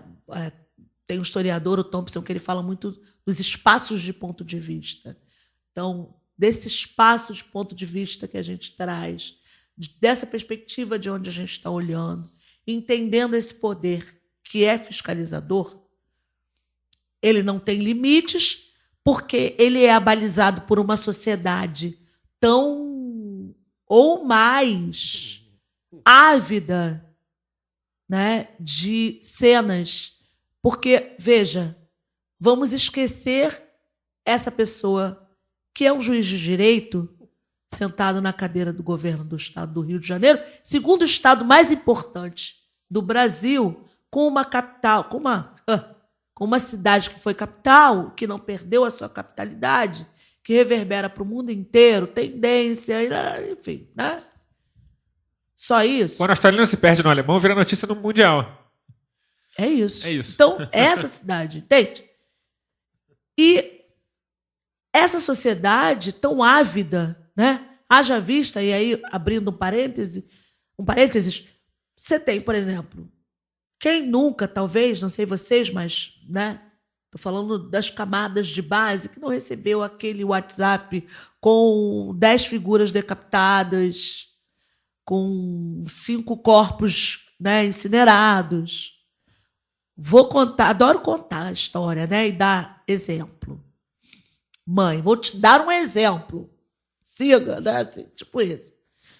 Fui a convite, né, de uma galera do nosso partido para um determinado lugar no interior do Rio de Janeiro. E aí lá conversando e tal, falando do aumento da violência. Companheiro, abre o celular, abre lá o WhatsApp e mostra. Assim, de sopetão, nem respirou. Nem prepara. Falou assim, aqui, ó, ontem, o que aconteceu? É pior que receber um nude não sendo solicitado, né? Não, isso é, porra, nem fala. Eu falei, primeiro assim, a sem noçãozice, completamente nonsense, meu irmão. Pegou o celular e falou assim, aqui, ó, ontem, isso foi ontem, ó, cara inchado já, vou falar também, vocês vão sofrer junto comigo. Cara inchado, sem cabeça, no córrego. Que delícia. De manhã cedo, eu falei, companheiro, pessoal, esquerda. Então, assim, a galera é muito natural, sabe? De uma galera que consumia o Povo, um jornal que tinha no Rio de Janeiro, que a galera dizia... Que eram Notícias Populares de São Paulo, o Povo no Rio de Janeiro, e o Dia, antigamente, era ocupado... Preto e branco. E o São Gonçalo também é bizarro. O São Gonçalo é bem bizarro, circula em São Você Gonçalo. espremia, saía sangue. O São Gonçalo, que é um jornal que circula em São Gonçalo, também circula em Niterói, ele gosta muito de... Ele teve uma época que toda segunda-feira e era foto do atropelado da Manilha. E tinha sempre uma pessoa atropelada. Só fazer um parênteses sobre isso, rápido. Na minha aula, quando eu fiz faculdade de Direito, na Medicina Legal, o professor dava ponto para quem assistisse os slides dele até o final. Que era só coisa assim. Bizarro. Gente decapitada, estourada de tiro, facada na cabeça. Legal, ainda tem... Não, e só que você, tipo assim, era metade da nota ficar até o final da aula, porque era repugnante. Eu imagino. Hoje eu tive eu- medicina legal, mas não vi essas coisas. Eu me pergunto se hoje ele ainda continua valendo a pena dar ponto para as pessoas, porque eu acho que não deve mais precisar. Não precisa, né? Porque Não, antigamente recebe ficaram... no zap. Sem É ser delivery, brincadeira. hoje é delivery. Eu acho que menos de 25% da sala ficaram até o final. E você falando isso me lembrou de uma fala, de uma roda de conversa que eu fui com alunos residentes de uma médica amiga. E eu comecei a falar, enfim, a gente falando. Vocês imaginam, alunos residentes, né? Medicina, tá, sabe? Foi o público. E eles começam. E a gente, uma fala, eu não lembro nem mais o que eu falei, mas eu lembro que a minha fala startou uma lembrança em todos eles. Se não todos, praticamente, grande parte dos alunos residentes e alunas residentes estavam ali. Disseram, no primeiro período da faculdade, a gente, né, enfim, vai fazer lá Anatômico, né? do cadáver. E todos os cadáveres eram negros. Engraçado, né? Engraçado. É engraçado. Que curiosa E aí coincidência. todo mundo foi falando. Não, verdade. Quer dizer, então, você já começa um processo de desumanização. Porque só tem cadáver negro, ou seja, que é uma coisa que você vai lá e estuda anatomia, você abre, você rasga, você pega, você corta, você costura, você joga para lá, você joga para cá, você pega um pedaço de perna, você pega. O que é aquilo? Peças, como na vigência da escravidão no Brasil e no mundo? E eles chamam de peça mesmo, né? É peça, exato, exatamente. Por isso que eu lembrei. Então você tem essa sociedade que também vibrou na Ponte Rio-Niterói. Você tem essa sociedade que está vibrando agora, assistindo no boteco lá na Baixada Fluminense. Porque, gente, né, tinham vários trabalhadores, as caras só queriam ir trabalhar, Sim. pô, trabalhador de manhã, pô, Atrapalhando uma o trânsito, sacanagem. Não, é assim, não é só porque foi um homicídio que as pessoas comemoraram, não. Se fosse suicídio, teriam comemorado se pulou. Se fosse, sei lá, uma batida, teriam comemorado que arrastaram o carro com o cadáver dentro para ir mais rápido, sair o trânsito. É um negócio bárbaro, mas enfim, Fagner também. Então você tem toda essa postura genocida, repugnante, abjeta, de alguém que governa um Estado, né? Que não usa eufemismos, e para a parcela da população que ele está dialogando e está ganhando na narrativa, não sabe nem o que é eufemismo e não gosta de eufemismo, gosta de ouvir isso, De papo reto. de papo reto. Hoje, não, e levando para Fica na levando disciplina, pra só Seara vou te Federal. passar. Pronto, ponto final, é assim. Levando pra Seara Federal, o Jair é maluco, mas ele é autêntico. Ele fala o que ele pensa. Pô, isso, né? Para quem sabe falar mais bonito, ele é autêntico, ele é exótico. Porque essa camada média da sociedade brasileira é aquilo. É aquilo sem tirar nem pôr.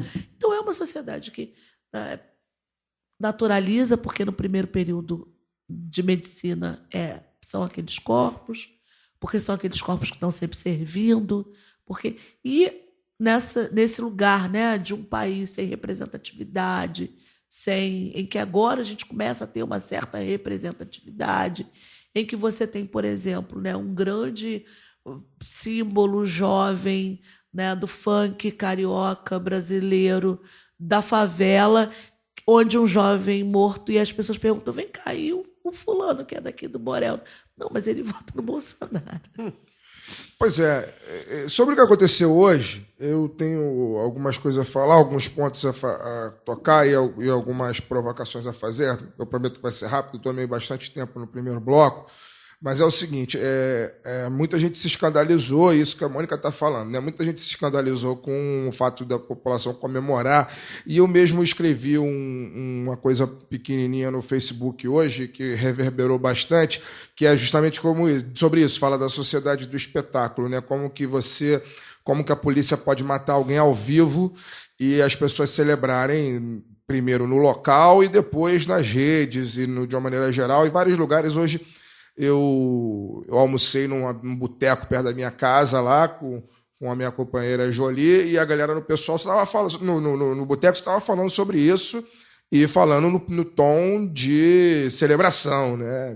O cara fulano de tal, né? A polícia atirou na cabecinha, essas barbaridades que a gente tem que Não é um boteco no Leblon. Não é um boteco no subúrbio. né? Essas barbaridades que a gente tem que estar com um protetor e colar o fone de ouvido para poder segurar a onda, né? A ouvir. Bom, o que eu queria dizer é o seguinte, a sociedade brasileira sempre foi brutalizada, sempre foi, como a Mônica falou no primeiro bloco, né? E a gente fala aqui há bastante tempo, é uma sociedade que foi cimentada na estrutura da escravidão, né? E a escravidão, até onde eu sei, até onde eu conheço, pode até ser que surja uma maior, mas até onde eu conheço é a maior expressão de violência já demonstrada na história da humanidade, né? E do país que é formado, né, que é cimentado nisso, né? Não pode, se ele não curar essa chaga, não vai dar em boa coisa.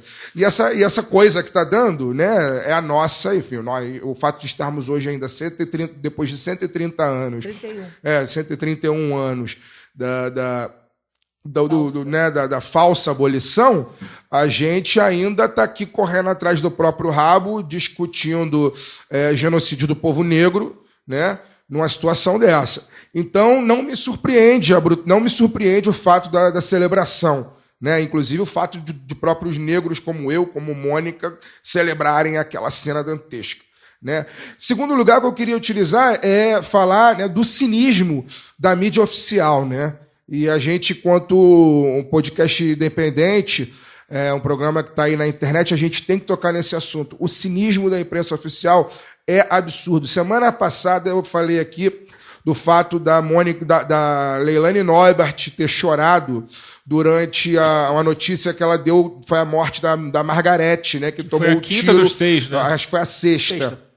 Tomou o tiro e a Leilani Neubert chorou, né, ao ter que dar uma sexta morte em 5 dias que ela noticiou no jornal lá na Globo News que ela representa. Né? Hoje, eu não vi a Leilani, mas hoje, né, imagina o quanto de dinheiro que a senhora TV Globo e a dona Rede Record, chegou um determinado momento, todos os canais estavam transmitindo a mesma coisa, né?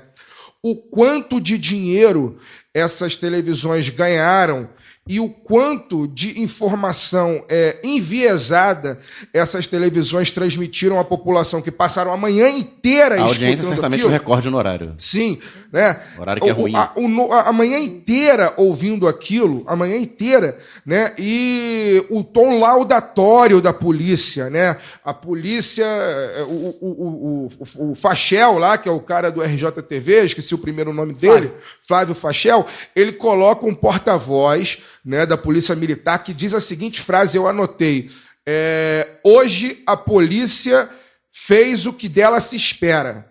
Né? E em nenhum momento o apresentador e a menina que estava apresentando ao lado dele problematiza essa frase. Né? Calma aí.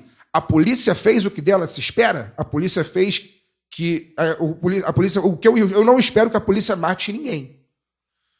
Eu espero que a polícia esteja ali naquele local com capacidade técnica suficiente para poder negociar aquela situação sem que ninguém morra.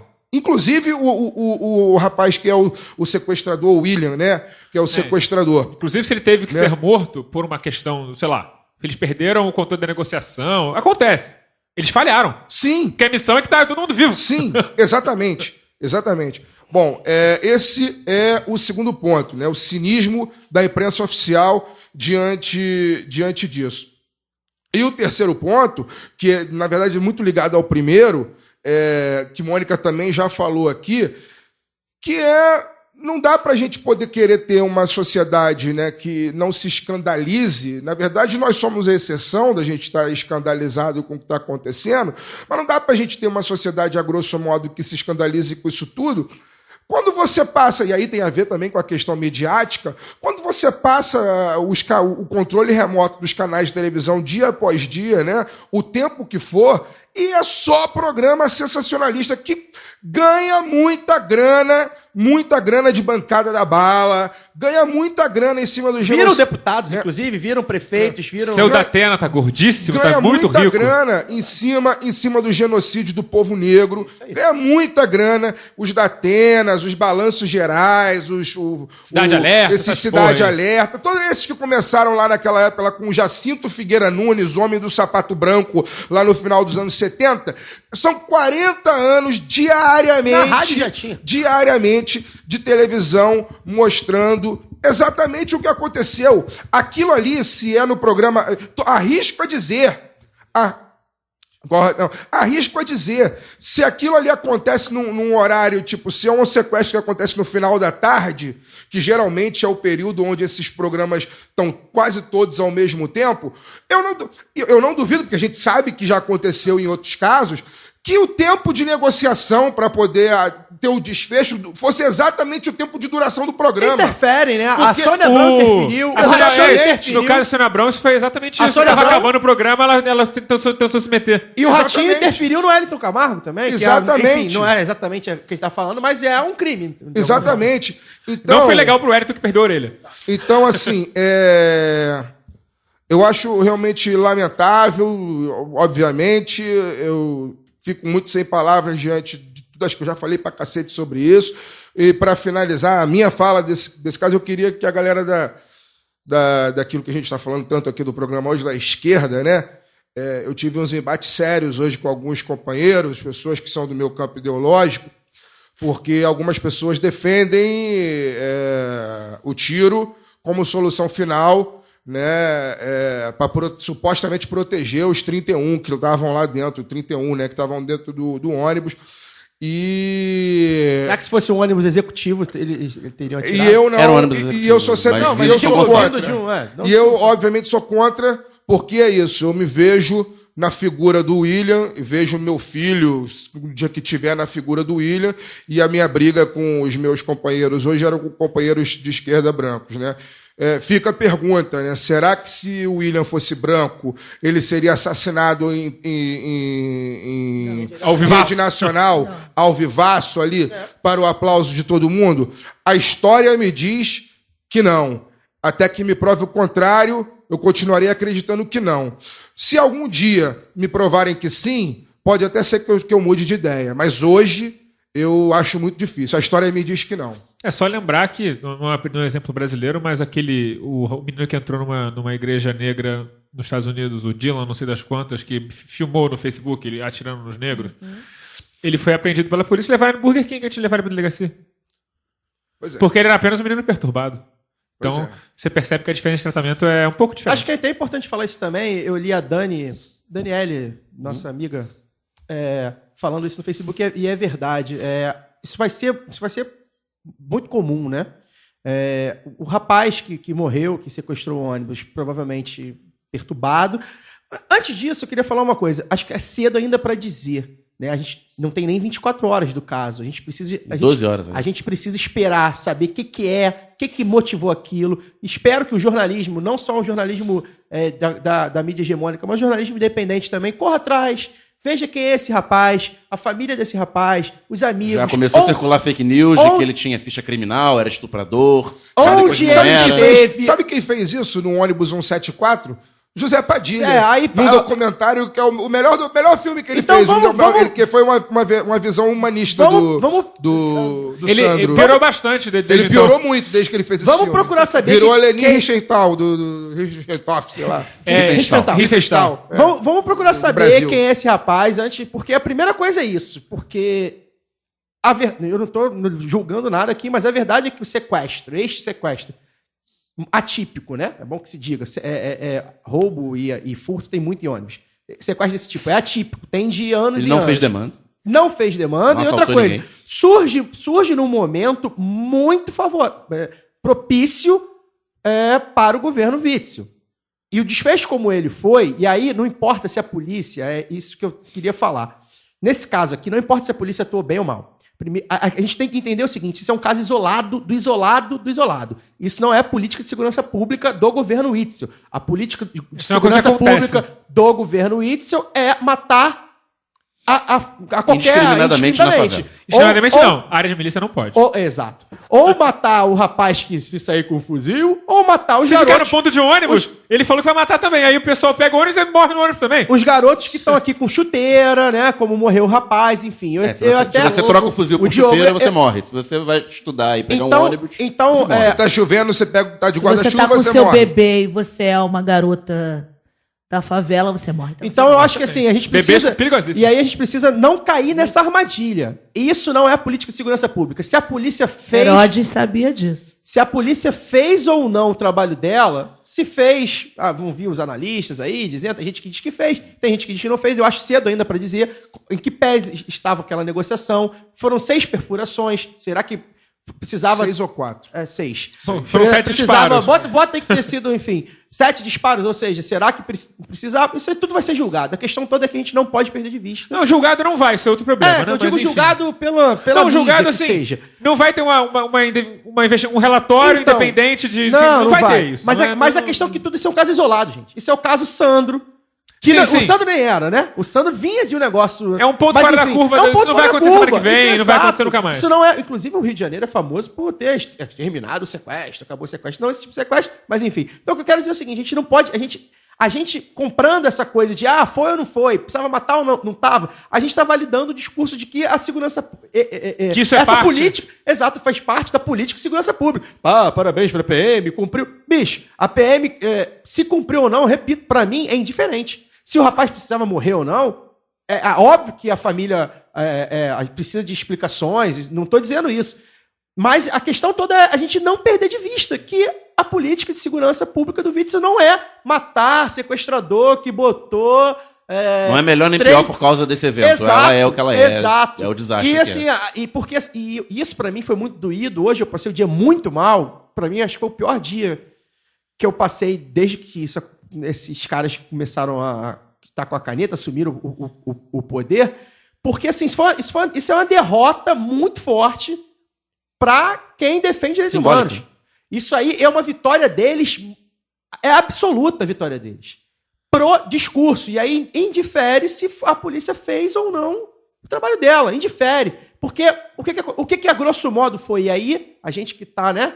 O que a grosso modo aconteceu? A polícia matou um sequestrador e 37 pessoas, trabalhadores, inocentes. Sempre tem isso, né? A manchete da Globo News era Sniper mata sequestrador, 37 vidas foram salvas. Essa era a manchete da Globo News. Então, assim, e aí como é que nosso discurso fica engessado? Mas, na prática, mas não fica. Porque a gente precisa não perder de vista que a política de segurança pública é Diogo, Gabriel, Lucas, Thiago, Henrico, Margarete, etc. A política de segurança pública é essa e é um fracasso. Então a gente acha que não pode cair nessa armadilha. Eu tenho um amigo que está em Portugal, inclusive nosso ouvinte, o Wallace Freitas, e ele falou exatamente isso que o Caio está falando, e com um adendo, né? Ele falou que absurda, o Portugal lá, as TVs portuguesas deram algum destaque ao que aconteceu no Rio, afinal de contas o Rio é a capital cultural do Brasil, a última Olimpíada foi aqui, né? Deram um certo destaque, e ele nota, ele está lá em Portugal há pouco tempo, e ele nota a percepção da cobertura midiática que todos os telejornais que noticiaram ficaram horrorizados com o fato do policial ter comemorado o tiro. E depois o governador também. Ficaram horrorizados. Que aquilo né, que aqui no Brasil pra gente é uma questão de júbilo, né? Lá eles ficaram absolutamente horrorizados. Como é que pode ser, como é que uma polícia pode tratar um caso tão grave, né?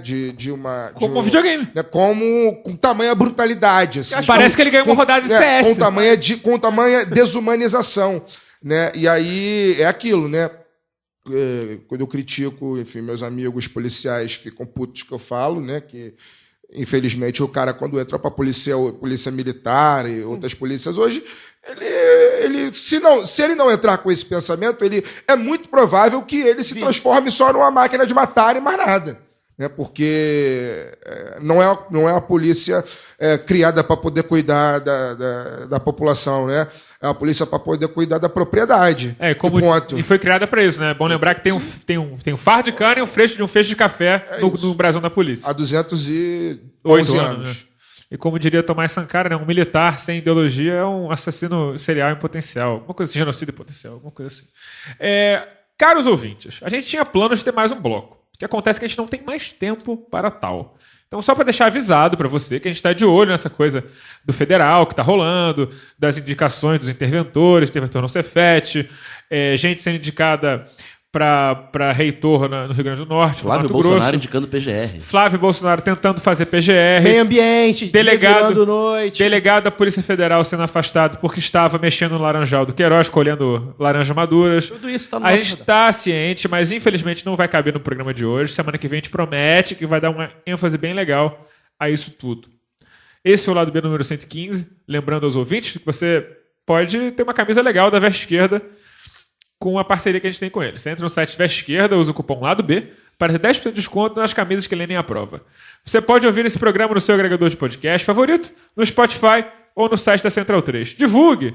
E se passar pelo site, aproveite, considere se tornar apoiador da casa também e deixe um comentário. Às vezes, pô, galera, podia comentar lá, mas né, dar uma repercutida. De vez em quando o pessoal comenta. É legal vocês comentarem também. Mônica, muito obrigado pela sua ilustre presença aqui hoje. Como é que as pessoas que gostaram do que você falou fazem para te seguir nas redes sociais, seguir seu mandato? Como é que faz? Só seguir a gente no Instagram, Mônica Francisco, assim, só isso, simples. No Facebook também, Mônica Francisco. Enfim, e entrar no nosso site, Mônica Francisco, Twitter. Nome forte no pra... Twitter. Registrou a marca. Assistir a TV Alerj, né? Enfim, de terça a quinta, para ouvir os pronunciamentos, ver a nossa atuação na Alerj. E ir ao vivo e a cores à Alerj, para nos ver lá pessoalmente, procurar o nosso gabinete, o gabinete 401 da Alerj. É no Enfim, anexo? É no prédio anexo. No prédio anexo. Muito obrigada pelo adendo. Mas só agradecer, dizer que foi muito bom estar aqui com o lado B. Que bom que a gente é o lado B. Tem um lado B, né? Muito importante, Mônica, ir para ouvir a sua pregação, como faz. Isso é muito Então importante. é só ir aos domingos a partir das 10 horas na Comunidade Apostólica de Leade. 10 da manhã. Às 10 da manhã. Se você acordar, depois daquela noitada de sábado, às 10 da manhã, Comunidade Apostólica de Leade, na Tijuca, Rua Conde de Bonfim, 986. Ou então olha lá na página da igreja, no Facebook. Vocês fazem live stream Nossa. da pregação? Não, a gente não faz, assim, tem uns stories, uma coisinha assim, mas de repente, sob a sua orientação, depois dessa consultoria luxuosa, Infelizmente, eu não sou a pessoa certa, mas a gente pode arranjar alguém. vamos lá. Obrigada, gente. Boa noite, Daniel. Boa noite, muito obrigado a Mônica pela presença. Só um recado aqui rapidíssimo. Rola anualmente o Festival de Cinema Visões Periféricas, com a produção, naturalmente, de visões periféricas, vindo da periferia do Rio de Janeiro. Esse ano vai rolar a segunda edição do Visões Lab, que são laboratórios para ensinar mais pessoas a fazer cinema e mostrar suas realidades. Então tem oficina de realidade estendida, de roteiro e de produção executiva. Vão acontecer na semana de 26 a 28 de setembro. As inscrições são no site visõesperiféricas.org.br até o dia 10 de setembro. Valeu. Boa noite, Caio Belante. Bem, agradecer a presença da Mônica, foi muito, muito bom tê-la conosco, principalmente no dia de hoje, né? Enfim, dia após dia, vamos caminhando. Dizer que domingo agora, né? Tem o Domingo é Dia de Cinema, dia 25, às 9h30, com o filme Espero Tua Revolta. Vai ter a abertura da galera do El Effecto, que já foi convidado nosso aqui.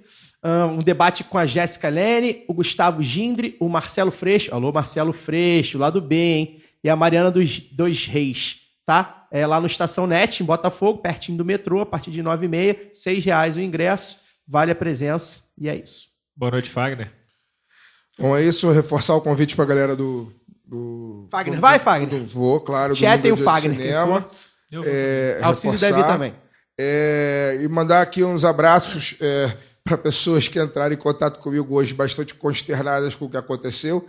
Uma delas, a nossa convidada do programa anterior, a Fabi do Vôlei, escreveu para mim hoje, enfim, estava acompanhando tudo muito triste, e mandar um abraço para ela. Fabi, vai ficar tudo bem, Fabi, a gente tem que seguir na luta, tamo junto.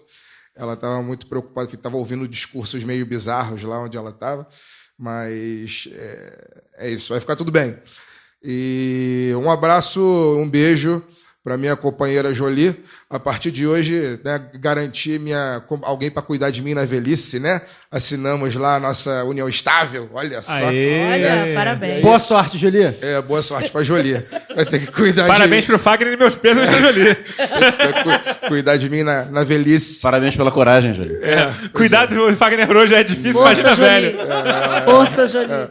ela sabe o que faz. Ela é maior de idade vacinada. Então, um beijo para ela. E é isso, enfim, mais um dia, mais uma semana aqui que a gente faz um programa triste, quase sempre triste, 115 programas, poucos não foram tristes. Só o do Alba Noel que foi feliz. Mas tivemos aqui a presença da Mônica, enfim, que nos ajudou a refletir, a pensar coisas que a gente, né, pensa sempre para poder fazer uma sociedade melhor do que a que a gente, né, é contemporâneo. Vamos ver o que a gente consegue para o futuro. Agradecer mais uma vez. Muito obrigado, Mônica, pela presença, pela disponibilidade sempre, sua equipe de assessoria e tal.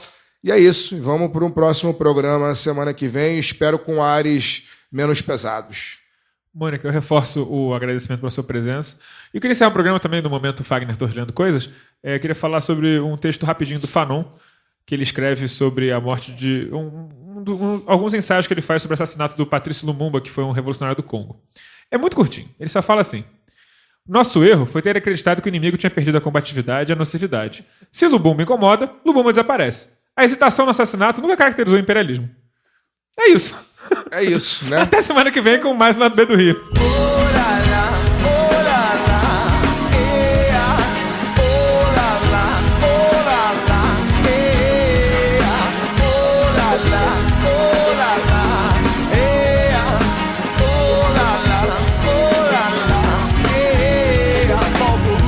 Era dia, o sol invadiu a sala, fez da TV um espelho, refletindo o que a gente esquecia. Voltou luz, mas era dia, dia. Voltou luz, mas era dia, dia, dia. O som das crianças brincando nas ruas como se fosse um quintal. A cerveja gelada na esquina, como se espantasse o mal. Um chá pra curar essa zia, um bom chá pra curar essa zia. Todas as ciências de baixa tecnologia, todas as cores escondidas nas nuvens da rotina. Pra gente ver por entre os prédios e nós, pra gente ver o que sobrou do céu.